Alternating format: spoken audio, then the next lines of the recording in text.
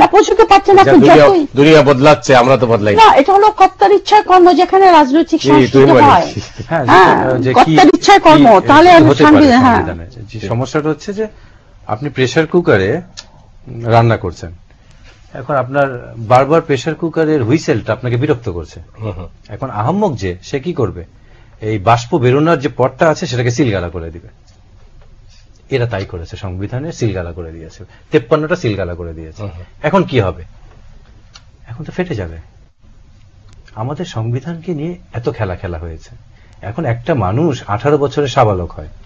আমি বুঝি না, আওয়ামী লীগের এত বছর হয়ে গেছে, তার জন্মের প্রায় 60-70 বছর হয়ে গেছে, এখনো আওয়ামী লীগ দল হিসেবে, রাজনীতি দল হিসেবে সাবালক হতে পারলো না। যে তারা যে সংবিধানটা তারা নিজেরা তৈরি করেছে, না আমি যেটা বলছি, যে সংবিধানটা তারা নিজেরা তৈরি করেছে, যে জাতিকে তারা নিজেরা উপহার দিয়েছে, এতে কোনো বিতর্কের বিষয় না। আমরা তাদের মাধ্যমে, বঙ্গবন্ধুর মাধ্যমে আমরা স্বাধীনতা পেয়েছি, বঙ্গবন্ধুর মাধ্যমে এই সংবিধানকে পেয়েছি। এই সংবিধানের পবিত্রতা আমরা তার নামের সাথে যুক্ত হয়। একে কিন্তু বঙ্গবন্ধুই 74 সনে ধ্বংস করলেন 4th সংশোধনী করে, এবং একই প্রক্রিয়ায় 5th সংশোধনী করে বর্তমান প্রধানমন্ত্রী এটাকে একক ইচ্ছায় এটাকে ধ্বংস করলেন। এখন সমস্যাটা কি এটা স্বীকার করেন না যে ব্যক্তির ইচ্ছাই হচ্ছে গণতন্ত্র? এই মুহূর্তে তো ব্যক্তির ইচ্ছায় গণতন্ত্র, আমাদের দেশে তো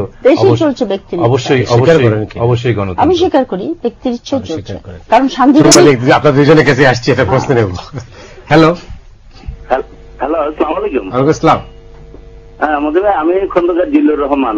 জি, আমি বলছি, আমাদের এক একজন মন্ত্রীকে এক এক রকম কথা বলছেন, ওনারা সাংবিধানিক ভাবেই পদত্যাগ করছেন, প্রধানমন্ত্রী আবার এটা নিয়েছেন। তো এইটাকে আমাদের এই সাংবিধানিক ঝুমরো জালটা আমরা কিভাবে এটা থেকে উদ্ধার হবো? এটা কি উদ্ধার হওয়ার কোনো পথ আছে কি?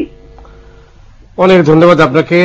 দর্শক মণ্ডলী, এই প্রশ্নের জবাব আমরা প্রফেসর দিলারা চৌধুরী ও ডক্টর তুহির মালিকের কাছে শুনবো ছোট্ট একটা বিরতির পর।